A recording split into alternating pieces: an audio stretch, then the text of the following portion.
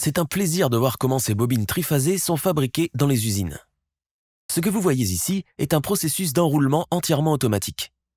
Les enroulements absorbent le courant électrique et créent un champ magnétique rotatif à partir de celui-ci. Ce RMF est responsable de la rotation du moteur. Vous êtes peut-être curieux de savoir comment ce champ magnétique tourne, même lorsque les enroulements sont immobiles. Nous allons vous révéler son fonctionnement. On y va. La conception de l'enroulement n'est pas si évidente, mais elle est claire à partir de ces visuels. Les ingénieurs sont parvenus à développer cet enroulement après des années d'efforts en procédant à de multiples essais conceptuels, à des analyses et en utilisant les principes fondamentaux de l'ingénierie électrique. Commençons donc par les principes de base et nous arriverons à ce modèle vers la fin de cette vidéo. Avant de commencer à concevoir un enroulement, nous devons d'abord comprendre les qualités d'un bon RMF. Un RMF doit avoir une forme lisse comme indiqué. Il ne doit pas se déformer pendant sa rotation et les lignes de flux centrales doivent être parfaitement radiales. Commençons le processus de création pour obtenir ce RMF parfait à l'aide d'une simple bobine. Lorsqu'un courant alternatif passe dans une bobine, le flux magnétique fluctue comme indiqué. Maintenant, ajoutons deux autres bobines qui sont séparées de 120 degrés. Ici, chaque bobine produit son propre champ magnétique, de nature fluctuante. Lorsque nous additionnons ces champs magnétiques, nous obtenons le champ magnétique combiné comme indiqué. Cette conception est un échec. Le champ magnétique ne tourne pas. C'est là qu'intervient l'un des parrains de l'ingénierie électrique, Nikola Tesla. Il a remarqué ce comportement décevant de fluctuation des champs magnétiques.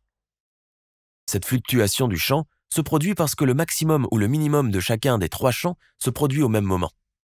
Tesla, alors qu'il se promenait dans un parc en réfléchissant à des idées pour créer des champs magnétiques tournants, s'est demandé ce qui se passerait s'il conservait les valeurs maximales de ces trois champs à des moments différents. Il n'y aura donc aucun instant où les trois courants seront nuls au maximum en même temps. Le champ résultant ne peut pas devenir nul en aucune circonstance. En bref, il peut éviter le comportement fluctuant. En utilisant le concept de déphasage de Nikola Tesla, développons un enroulement qui peut générer un champ magnétique rotatif. À l'instant zéro, la résultante de ces champs magnétiques individuels est telle que représentée. Gardons cette position pour une référence future. Avec les variations des courants alternatifs, les champs magnétiques prennent des orientations différentes. Si on compare ces trois cas, on peut voir que c'est comme un champ magnétique de force uniforme qui tourne. Cet assemblage est conçu avec 6 fentes et génère des champs magnétiques rotatifs à 2 pôles. Voilà, c'est fait. Nous venons de faire tourner le champ magnétique avec des bobines stationnaires. Ici, nous avons utilisé un seul tour pour l'enroulement. Cependant, sur le plan industriel, on utilise des centaines de tours de câbles fins. Cela augmentera évidemment l'intensité du flux magnétique. Chacune de ces spires est isolée des autres spires à l'aide d'une couche de vernis liquide. Cependant, l'histoire n'est pas encore terminée pour le modèle de l'enroulement. Ces enroulements sont généralement placés à l'intérieur d'une structure en fer qui porte également les lignes de flux magnétique. Pour vérifier la qualité du RMF, nous devons nous appuyer sur les résultats d'analyse par éléments finis produits à l'aide du logiciel EMWorks 2D de SolidWorks. On peut voir que ce RMF a 2 pôles, mais que les lignes de flux centrales ne sont pas radiales par rapport au rotor. On peut également voir que pendant la rotation du RMF, la forme n'est pas cohérente. Cette non-uniformité est due à l'énorme écart entre les conducteurs adjacents. Ainsi, pour atteindre le premier critère, une forme plus uniforme pendant la rotation, nous devons augmenter le nombre de conducteurs adjacents les uns aux autres. Faisons en sorte que ce soit 12 cette fois. L'enroulement de ce modèle à 12 fentes est réalisé en connectant une bobine supplémentaire en série avec chaque bobine de phase. Ici, observez la direction actuelle. Cette connexion simple ne produira pas un champ magnétique bipolaire. Si on superpose cette paire de bobines, on obtient un champ bipolaire. Parfait. Faisons maintenant la même chose pour les 2 autres phases.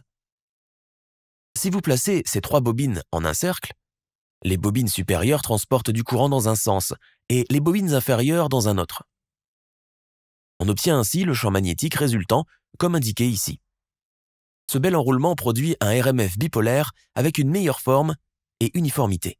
Ce résultat de l'analyse par élément fini est clair. Cet enroulement est capable de rester uniforme tout au long de sa rotation.